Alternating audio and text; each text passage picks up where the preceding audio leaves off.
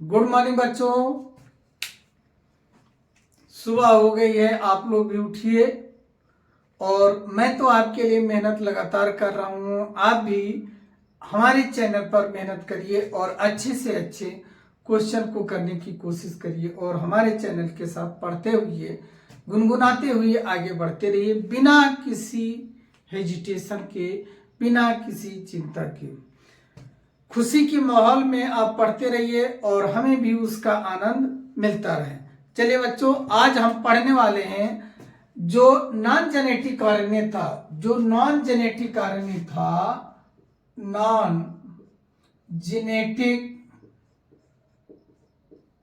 RNA था।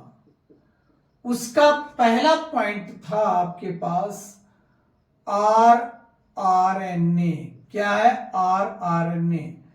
जो इसका आरएनए का जो फुल फॉर्म होता है राइबोसोमल आरएनए। क्या होता है? Ribosomal RNA. क्या होता है? Ribosomal RNA. ये बच्चों आरएनए का फुल फॉर्म है। जो आरएनए है ये किसी भी सेल में टोटल आरएनए का लगभग 65% से लेकर के 75% भाग को फॉर्म करता है। टोटल आरएनए का लगभग 65 से लेकर 75% भाग का फॉर्मेशन कौन करता है? आरएनए करता है। और आरएनए जब इतनी अधिक मात्रा में है तो ये क्या है? स्टेबल है। ये क्या है? स्टेबल है या मोर स्टेबल है। क्या कह लीजिए? मोर स्टेबल है। इसको हम कह दें तो और अच्छा रहेगा, मोर स्टेबल।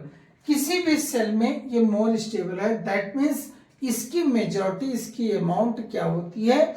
ज्यादा होती है किसी भी सेल में। ये इसलिए इसे क्या कहा गया? मोर स्टेबल कंपाउंड कहा गया। जब आरएनए का फॉर्मेशन किससे होता है? एनआरएनए से, या यूं कह लिए डीएनए से होता है। उस समय क्या होता है? जो एंजाइम लगता है आरएनए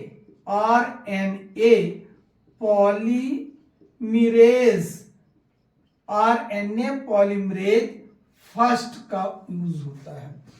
जब आरएनए बनता है तो उसके लिए एंजाइम कौन सी लगती है? आरएनए पॉलीमरेज फर्स्ट का उपयोग किया जाता है। अब जो है आरएनए, जो आरएनए है, ये राइबोसोमल के मेन कंपोनेंट होते हैं। या आरएनए क्या है? राइबोसोम के मेन कंपोनेंट होते हैं। राइबोसोम के मेन कंपोनेंट का मतलब क्या हो? जो आरएनए किसके मेन कंपोनेंट हुए? राइबोसोम के। राइबोसोम या राइबोसोमल के मेन कंपोनेंट होते हैं। अब ये राइबोसोमल के मेन कंपोनेंट का मतलब क्या होगा बच्चों? राइबोसोम, इसको राइबोसोमल ना करके राइबोसोम करिए, गलती हो जाएगी। राइबोसोम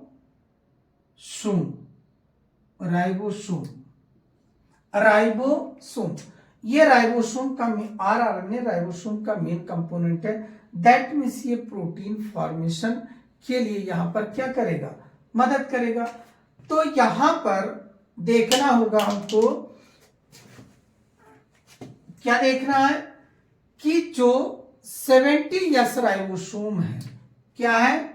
जो 70S राइबोसोम है, इसकी 3 सब यूनिट होती है। जो 70S राइबोसोम के राइबोसोमल में कितनी यूनिट होती? इसकी 3 सब यूनिट होती, 3 सब यूनिट होती है।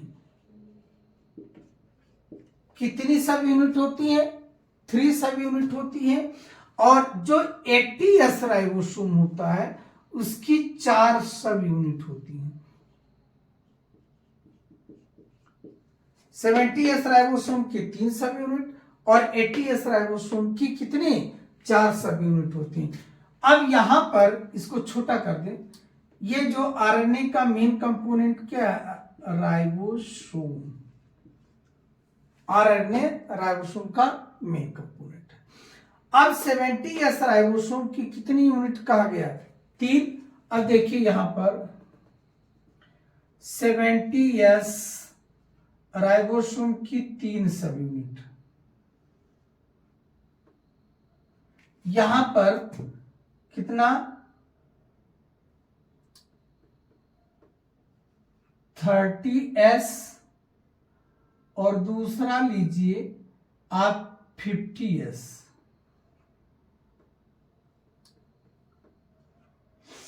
30s और 50s। 30s की कितनी, केवल एक यूनिट 16s और RNA, कितना हो गया 60s और RNA, और इसमें 2 सब यूनिट है, कितने 23s और RNA, और दूसरा है 5s और RNA। तो इस प्रकार देखिए 70s राइबोसोम की कितनी यूनिट हो गई, 3 यूनिट हो गई, और ये 16s RNA 23s RNA और कितना हो गया 5s RNA हो गया, ठीक है।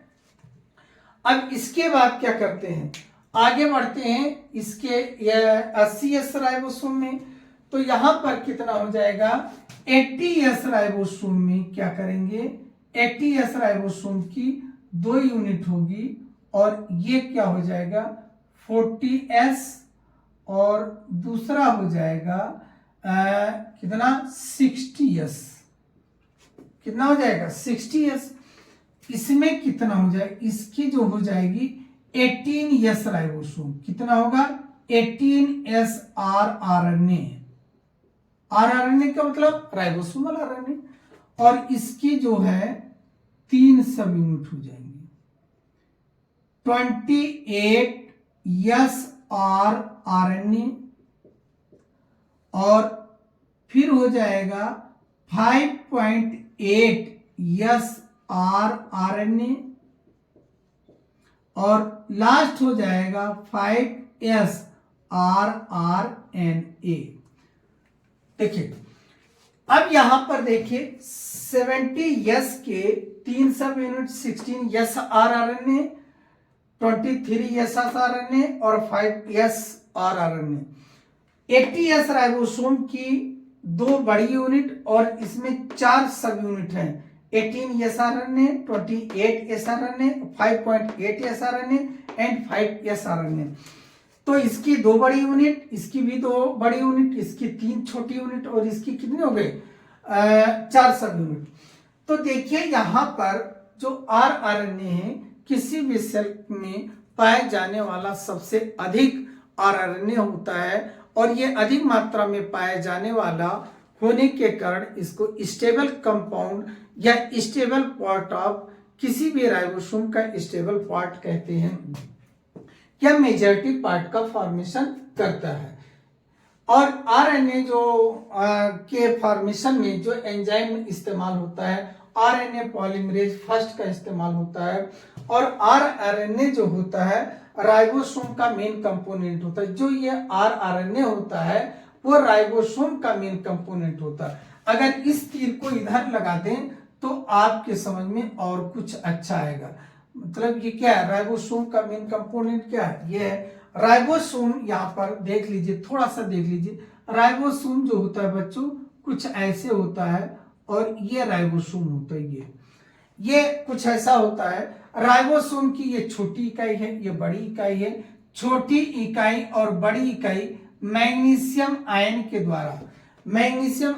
द्वारा जुड़ी होती है, या कहिए छोटी और बड़ी यूनिट की स्टेबिलिटी को मैग्नीशियम आयन क्या करता है, स्टेबल करता है। और छोटी यूनिट पे ही क्या होते हैं, mRNA अरेंज होता है, मैसेंजर RNA अरेंज होता है। और जो बड़ी यूनिट होती है 2 पार्ट में डिवाइड होती है, एक को A साइड कहते हैं, एक को P साइड कहते हैं। इसी पर mRNA mRNA जो होता है बच्चों इसी पर अरेंज होता है, ये mRNA का अरेंजमेंट भाग है। और यहां पर साइटोप्लाज्म में इधर अलग tRNA होता है। क्या होता है? tRNA होता है और एमिनो एसिड होती है। अब एमिनो एसिड जैसे यहां पर कोई कोडॉन आता है, एमिनो एसिड आकर के इस छोटी यूनिट पर जुड़ जाती है और छोटी यूनिट पे कोडॉन को पकड़ करके जैसे AUG, GUG आदि इनको पकड़ करके यहां लाता है और यहां से फिर जब दूसरा कोडॉन आता है ये यहां आ जाता है और इस प्रकार ये क्रिया चलती रहती है और प्रोटीन संश्लेषण लगातार होता रहता है। देखिए बच्चों, अगर ये नहीं समझ में है तो कोई बात नहीं, ये तो जनरल आइडिया दिया है हमने अगले लेक्चर के लिए। इसको हम अगले लेक्चर में लेंगे, अच्छे से इसको समझाना है आपको, केवल ये जनरल पॉइंट देखना था, बाकी कुछ नहीं। प्रोटीन संश्लेषण इसको तो हम अगले पॉइंट में लेंगे और अगले पॉइंट के लिए तब तक आप पढ़ते रहिए, व्यस्त रहिए, मस्त रहिए और खुश रहिए। अगले पॉइंट में फिर मिलते बच्चों। Okay, thank you.